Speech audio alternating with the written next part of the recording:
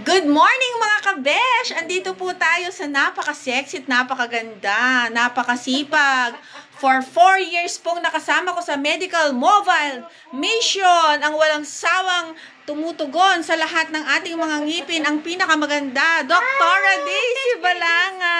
Ayan, maraming salamat Doktora ha. Talagang naoperahan ka na sa kamay, sa dami. Ilang pasyente na po ang nating? Ay, nako, libo-libo na.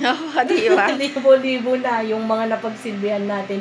Hindi lang sa bayan ng Tarlac, kundi maging sa mga karati bayan diba? Ng Tarlac. Walang medical mission kung walang bunot. Kaya nagpapasalamat po ako sa kanila sa serbisyong maya pong ibinibigay ni Doktora. Doktora, ano pa po ang maibibigay natin sa ating mga Tarlacenyo?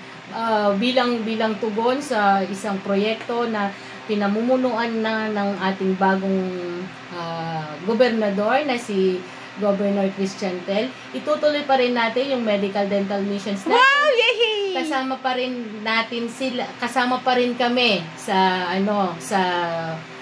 mission na yon, na hindi lang dito sa buong bayan ng Tarlac, kundi buong probinsya ng Tarlac. Yes! Talaga At naman. meron pa rin po tayong pagsisilbi naman dito sa hospital natin is MWF pa rin po. Nandun pa rin po tayo para sa mga check-ups and bunot natin dito. Kasi yun pa lang po yung may offer natin ngayon. Pero, wow. Good news po sa lahat. Yes! Meron na po tayong kararating lang.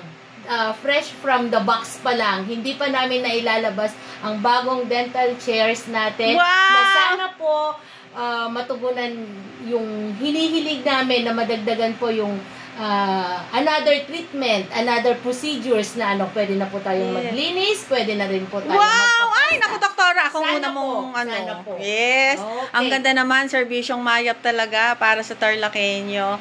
Doktora, personally ako, dahil kasama mo ako lagi sa medical mission, nagpapasalamat ako sa iyo kahit na malamig na Coke lang ang laging pinapainom natin.